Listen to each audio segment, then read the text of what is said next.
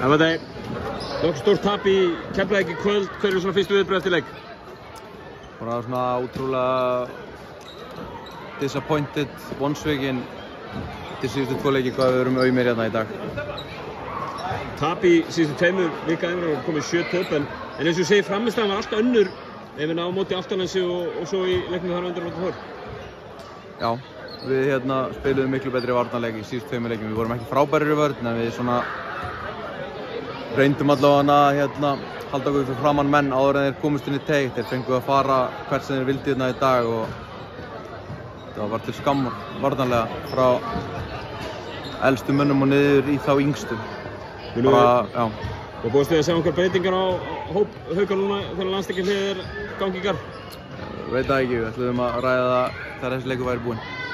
Hvað sérðu svona gegnum fingur þér? Heldurðu að verði einhverjar breytingar? Ég veit það ekki, ég meina við erum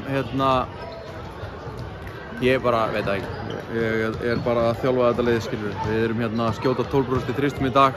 Við setjum samtals 3 þrista, það er ekki hægt að vinna körfuboltaleik 2024 þannig og hefur örugglega aldrei verið hægt.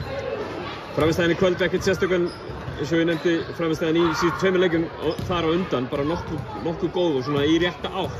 Er þetta svona sjokkerandi að sjá liðið í kvöld allt í einu svona vera að koma aftur á sama stað og var kannski fyrir einhverjum vikum síðan? Sko það sem að gerist í kvöld er það sem að gerist í upphafi tímabils í fyrstu 4 leikjunum. Það kemur sprettur frá Keflavík í öðrum leikluta þar sem að þeir hitta svolítið úr 3 stiga skotum og komast 10-12 yfir, fara þannig inn í hálfleikinn og við erum bara eins og aumingjar eftir það bara gegnum gangandi allan leikinn.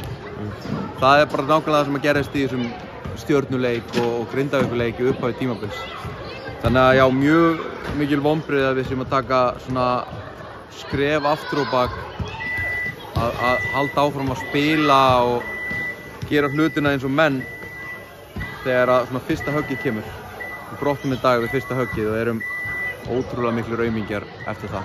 Hvað ætlaðu að gera í landsleikjarhléinu? Æfa og reyna að verða betri og allir undir 22 ára þurfa að bæta á sig svona 15 kg vöðvum svo að Halldór Garðar geti ekki sett öxlina í það og fengið að fara í leið upp í hvert einasta sinn sem honum dettur í hug að gera það. Kærar þakkir Matti og gangi ykkur vel. Takk.